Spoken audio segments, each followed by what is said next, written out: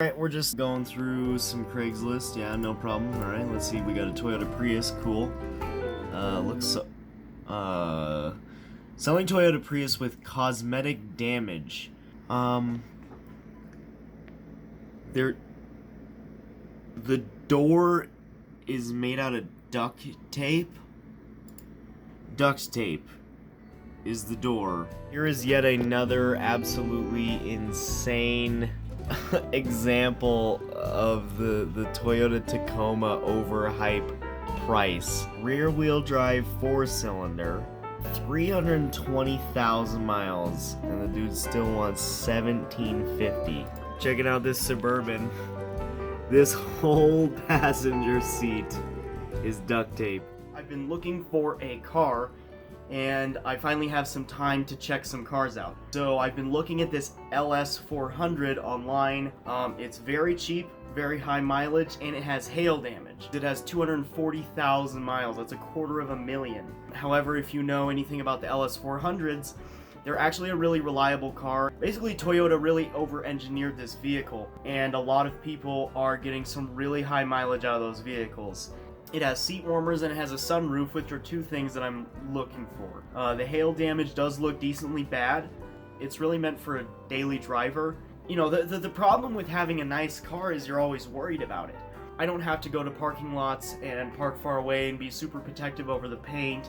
I don't have to worry about, you know, dings and scratches and all this stuff. And when you look at the price, $1,500, and I will try and talk them down, $1,500 is pretty cheap for a running driving car. We're going to go check it out today, and if the price is right, I'm going to put some cash in his hand, and we're going to be the new owner of an LS400. It might not be as good as it seems online. Well, scratch that, it won't be. We're going to go check it out today and see what goes on. Alright, well, I bought the car, and now I'm driving around in it. Not bad. It's got a couple issues. Cosmetically is worse than I thought. You know what? I got it for $1,300. The guy didn't even argue that. I didn't even have to convince him. We just talked for a long time, and he just said, well, what's it worth to you? I was like, well, honestly, I'm closer to 13. He said, no problem. Boom. So, traction control lights on. It's probably going to be a nightmare. Door handle is disgusting on the outside. It's very hard to get into. Getting a little worried about actually being able to get into the car. You know, the key's in crappy shape. I'm going to want to make a spare. Spare's probably going to be expensive. It's not a perfect car. The sunroof is actually cracked, which I'm really disappointed about, and it's probably going to be tough to fix. But it got clobbered by the hail, but that's alright. It drives really smooth. He did a brake job. I'm definitely going to double check his work with the brake job and shocks. I just want to double check them. So I'll probably be like getting wheels off and put the car in the air. I don't think it leaks oil as bad as I was expecting to get for this price range. So that's crazy. Super high mileage, but you know what? I think it's in it for the long haul. I think it might have a wheel bearing in the front that's starting to get bad. I think I'm hearing a little bit of groaning. But other than that, I mean, the car is pretty nice. It needs a lot of care. It was definitely just a daily, but I want to bring it back to a much better level. There's a lot of features that are kind of iffy that I'm not... Either I don't know how to operate them or they don't work. But I don't know, we'll see. We'll see how much money I want to put in this thing and how much money I really need to put in this thing. Alright, so we got tail light and brake lights out. I'm gonna have to replace those. Just bought some junk, not this. Basically fuel cleaner, an air freshener, a fender cover, which I've kind of just been wanting, and also I got some wiper fluid, and then I'm gonna run some Techron in it. After that, I'm gonna fill it up. I'm gonna go take it to the car wash and spray it off and spray the engine bay off. Alright, so here is our brake pedal depressor. I got my pry bar, push down on it, and then wedge it in that floor mat right there. We replaced tail lights and brake lights. 3 bulbs were out in total. I'm working on just making sure this thing is safe and legal to be on the road right now. We now have a working marker light, and we have these cool JDM as yellow fog light things. Alright, so I think that's every light working. Oh no. Oh, thought that lit up on that other side. So the trunk, the giant trunk, is all cleaned out. Looks like we're missing some panels. I'm gonna have to come in here and clean it up.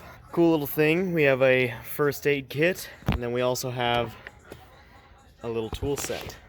So got little pliers, a 10 and 8 millimeter. It still works. It's nuts. I mean, just another testament to this car.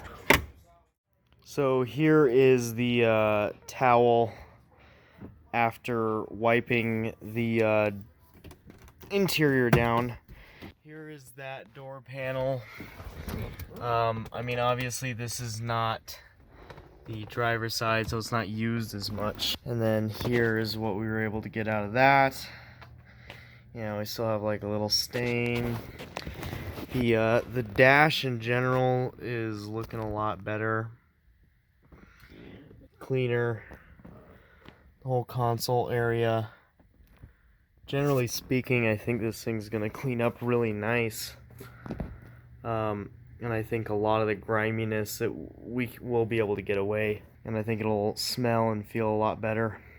As a proof to the grime, I mean, this kid worked on cars, obviously, and I think he had car parts in this vehicle at many points. Here's the back seat.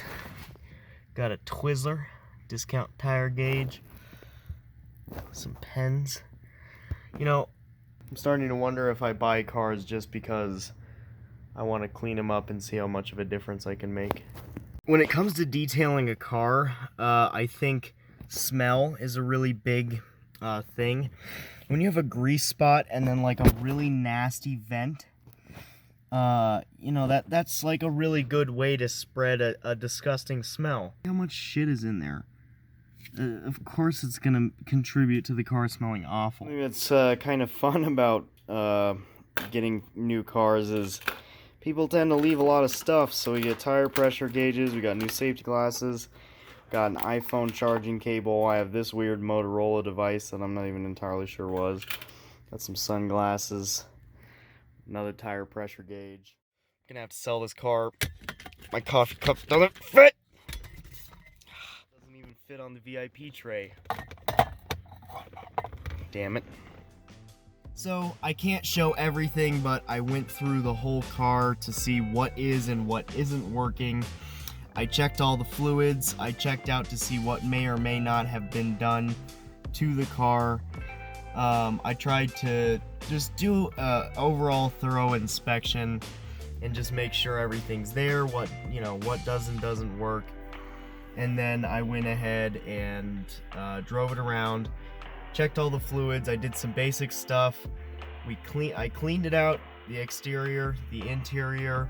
I think it's looking a lot better than from when I got the vehicle. I mean, it was totally disgusting, to be honest with you. The carpet is still in need of a deeper cleaning, which my buddy may help me out with.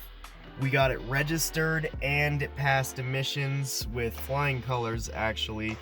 So the car is 100% legal and I believe safe to drive. And now it's just getting comfortable with it and chipping away at some of these other larger problems.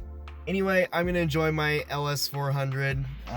I think it was a great purchase for $1,300. You know, I think I'd be hard pressed to find another car for this price range that would be a whole lot better. But thanks for watching.